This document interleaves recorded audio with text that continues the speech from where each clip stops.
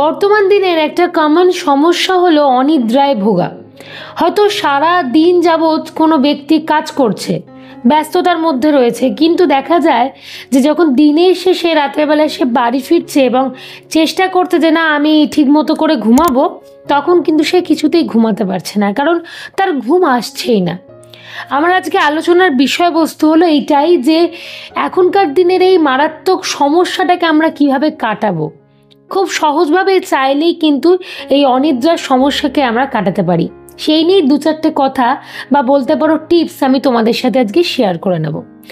এর মধ্যে প্রথম টিপসটা বলবো সেটা হলো ঘুমাতে যাওয়ার আগে মূলত হাতে পায়ে জল একেবারেই দেবে না। অনেকের একটা স্বভাব থাকে যে আমি ঘুমাতে যাব বা বিছনায় উঠবো, পাটা ধুয়ে পরিষ্কার করে তারপরে, ঠিক আছে পা ধুয়ে নাও, কিন্তু সেটা ঘুমানোর বেশ কয়েক ঘন্টা আগে। কিন্তু যখনই বিছনায় উঠবো তখনই পাটাকে ধুয়ে নিয়ে বিছনায় উঠবো, তা কিন্তু করলে চলবে না। শুকনো অবস্থায় মানে পা কিন্তু শুকনো থাকবে, তাহলে কিন্তু ঘুম ভালো হয়। অনেকের ধারণা থাকে যে একটু পা ভিজিয়ে দিলে বুঝি হয়তো একটু ঠান্ডা ঠান্ডা অনুভব হবে, ঘুমটা ভালো হবে, তা কিন্তু একেবারেই না। আমাদের একটা জিনিস জানা দরকার যে পা কিন্তু আমাদের শরীরের একটা তাপমাত্রার খানিকটা হলেও নিয়ন্ত্রণ করতে সহায়তা করে ভীষণ পরিমাণে, এবং সেই যদি পাকে আমরা ভিজিয়ে দিই, ভেজা অবস্থায় রাখি, তাহলে বিশ্বাস করো তাপমাত্রাটা ঠিকমতো ভারসাম্য পাবে না, যার ফলে কিন্তু আমাদের অটোমেটিক ঘুমের ব্যাঘাত ঘটতে শুরু করবে, তখন কিন্তু তুমি চাইলেও ঘুমাতে পারবে না। এই ছোট্ট টিপসটা একটুখানি মেনে চলার চেষ্টা করতে পারো, আশা করি তোমাদের কাজ হবে। এবার আলোচনা করি দ্বিতীয় যে টিপসটার কথা। ঘুমোতে যাওয়ার সময় আমাদের কিন্তু কোনো না কোনোভাবে হাতে মোবাইল ফোনের ব্যবহার জিনিসটাকে বন্ধ করতে হবে। এখনকার জেনারেশনের প্রত্যেকের একটা খুব কমন সমস্যা হলো মোবাইল ইউজটা। আমরা যখন শুতে যাই তখন হাতে মোবাইলটা কিন্তু থাকে, আর কি হয় মোবাইল ঘাঁটতে ঘাঁটতে, ঘর তো অন্ধকার থাকে, তার মধ্যে মোবাইলের থেকে কিন্তু আলাদা একটা রে পাস করে, সেটা কিন্তু আমাদের চোখের মধ্যে যাচ্ছে, আর কনস্ট্যান্ট আমরা বিভিন্ন সোশ্যাল মিডিয়াতে ব্যস্ত হয়ে পড়ছি। কখন যে ঘড়ির কাঁটা বাজতে বাজতে একটা সময় পেরিয়ে যাচ্ছে আমরা কিন্তু সেটা বুঝতে পারছি না, কারণ আমরা এতটা পরিমাণ ফোন ঘাঁটতে ব্যস্ত হয়ে পড়ি, এবং যার ফলে এই টাইম পেরোতে পেরোতে অনেকটা সময় কেটে যায়, তবুও কিন্তু ঘুম আসে না, আর এটা প্রত্যেক দিনের একটা অভ্যাস হয়ে যাচ্ছে। মনে রাখবে যে কোনো অভ্যাস কিন্তু একদিনে হয় না। এই অভ্যাসটা করতে করতে এতটাই খারাপ প্রভাব পড়ে যায় আমাদের মধ্যে যে আমরা কিন্তু চাইলেই ঘুমাতে পারি না বা ঘুম আসতে চায় না। তাই একটাই রিকোয়েস্ট করব, ঘুমাতে যাওয়ার আগে মোবাইল ফোনটাকে নিজের কাছ থেকে সরিয়ে রাখো, তাহলে আশা করি এই সমস্যায় তোমাদেরকে পড়তে হবে না। এবার আলোচনা করি তৃতীয় পয়েন্ট। একটা নির্দিষ্ট সময় রাখো ঘুমোতে যাওয়ার জন্য, পার্টিকুলার একটা সময়, সেটা তোমার পক্ষে যেটা সুবিধা সেই ধরনের একটা সময় রাখো। রোজই কিন্তু চেষ্টা করো যে সেই টাইমটা মেনটেন করেই শুতে যাওয়ার জন্য।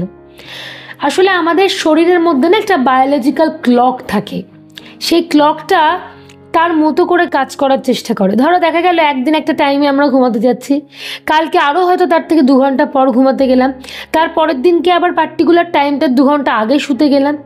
এই করলে আমাদের যে শারীরিক বায়োলজিক্যাল ক্লকটা যেটা রয়েছে সে কিন্তু কাজ করতে পারবে না, সে বুঝতেই পারবে না যে অ্যাকচুয়াল টাইমটা কখন।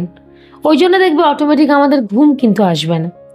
ওই কারণে প্রত্যেক দিন একটা নির্দিষ্ট সময় করো যে না এই সময়ের মধ্যে আমার যত কাজই থাকুক না কেন আমাকে শুতে হবে এবং চোখ বন্ধ করে থাকতে হবে, দেখবে ঠিক ঘুম আসবে।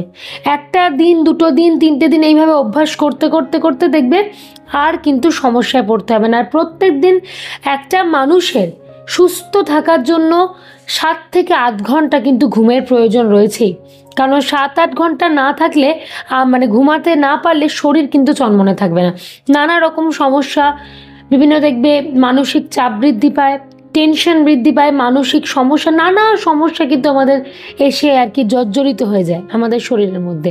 তাই জন্য নির্দিষ্ট সময় মেনটেন করে বলবো ঘুমানোর চেষ্টা করো।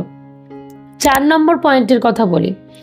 অনেকেরই একটা ভ্রান্ত ধারণা থাকে যে ঘুমাতে যাওয়ার আগে আমি একটা কাজ করবো, বরঞ্চ বই পড়বো, বই পড়লে আপসে ঘুম চলে আসবে। এটাও কিন্তু ভুল। তুমি যখনই বই পড়বে মস্তিষ্ক কিন্তু আরো বেশি পরিমাণে কাজ করতে শুরু করবে, তোমার ব্রেন কিন্তু বেশি কাজ করছে, কারণ তুমি মন দিয়ে তো একটা জিনিস পড়ছো, তার মানে তোমার ব্রেন অবশ্যই বেশি পরিমাণে কাজ করছে।